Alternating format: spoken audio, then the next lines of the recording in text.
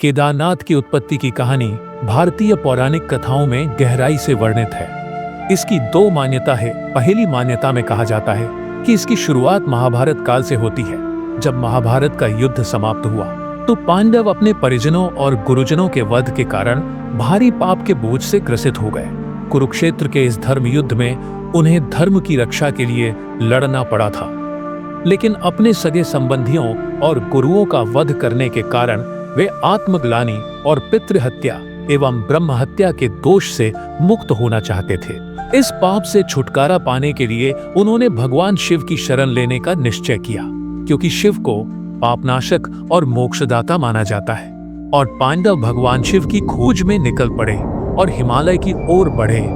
शिव, जो उनकी परीक्षा लेना चाहते थे, पांडवों से नाराज थे और उनसे बचने के लिए केदार क्षेत्र में चले गए। वहां उन्होंने नंदी, बैल का रूप धारण कर लिया और घने जंगलों और ऊंचे पहाड़ों में छिप गए। पांडवों ने भगवान शिव की उपासना की और उनकी खोज जारी रखी। भीम, जो पांडवों में सबसे बलशाली थे, ने अपनी शक्ति का प्रयोग करके शिव को ढूंढने की कोशिश की। जब भीम ने बैल के रूप में शिव को पहचान लिया तो उन्होंने बैल को रोकने की कोशिश की। बैल भूमि में समाने लगा, लेकिन भीम ने उसकी पूंछ और पीठ पकड़ ली और फिर इस पर भगवान शिव प्रसन्न हुए और अपने वास्तविक रूप में प्रकट हुए। उन्होंने पांडवों को दर्शन दिए और उनके पापों से मुक्ति का आशीर्वाद दिया। भगवान शिव ने वहीं स्वयं को स्थापित कर लिया और यह स्थान केदारनाथ के नाम से प्रसिद्ध हुआ। यह स्थान आज भी भगवान शिव के परम भक्तों के लिए मोक्ष प्राप्ति का केंद्र माना जाता है। यही केदारनाथ की उत्पत्ति की मूल कहानी है, जो पांडवों की भक्ति और भगवान शिव की कृपा का प्रतीक है। और दूसरी मान्यता के अनुसार वर्तमान में जो केदारनाथ मंदिर है, उसका पुनर्निर्माण 8वीं शताब्दी में आदि शंकराचार्य द्वारा किया गया था।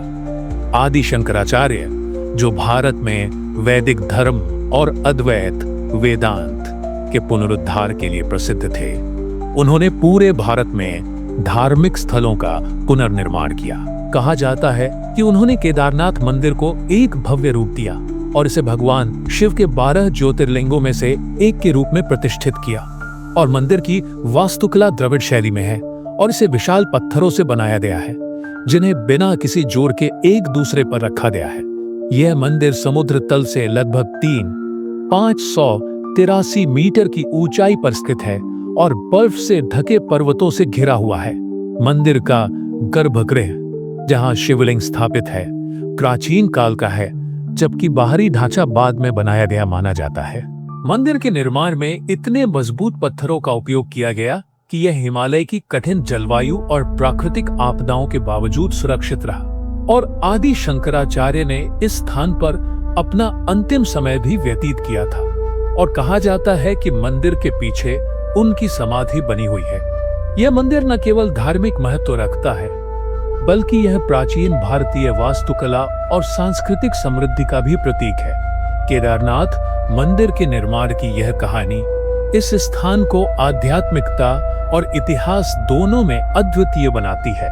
और केदारनाथ मंदिर का अस्तित्व प्राकृतिक आपदाओं के बावजूद अद्भुत रूप से अडिग और स्थिर बना हुआ है। यह भगवान शिव की महिमा और इस स्थान की दिव्यता का प्रमाण माना जाता है। हिमालय की गोद में स्थित यह मंदिर सदियों से कठिन परिस्थितियों और भीषण आपदाओं का सामना करता आया है, लेकिन इसकी संरचना को कोई बड़ा नुकसान नहीं हुआ।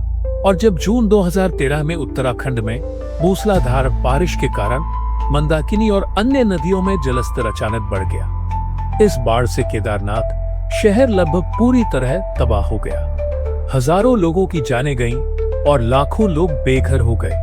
लेकिन इस विनाशकारी बाढ़ में भी केदारनाथ मंदिर लगभग अछूता रहा और मंदिर के बचने की कहानी रहस्यमय और चमत्कारिक मानी जाती है। कहा जाता है कि बाढ़ के समय एक विशालकाय शिला पत्थर मंदिर के पीछे आकर रुक गई, जिसने बाढ़ के पानी को मंदिर से मोड़ दिया। यह पत्थर बाद में भीमशिला के नाम से जाना जाने लगा। बाढ़ का पानी और मलबा मंदिर के चारों ओर फैल गया, लेकिन मुख्य संरचना को कोई गंभीर क्षति नहीं पहुंची। यह घटना श्रद्धालुओं के बीच भगवान शिव की शक्ति और मंदिर की दिव्यता का प्रतीक बन गई। और केदारनाथ का धार्मिक महत्व हिंदू धर्म में अत्यंत विशिष्ट और पवित्र स्थान के रूप में माना जाता है। यह भगवान शिव के 12 ज्योतिर्लिंगों में से एक है और हिमालय में सबसे ऊंचाई पर स्थित ज्योतिर्लिंग है। यह स्थल शिव भक्तों के लिए मोक्ष प्राप्ति का प्रमुख केंद्र है और चारधाम यात्रा का एक महत्वपूर्ण भाग भी है।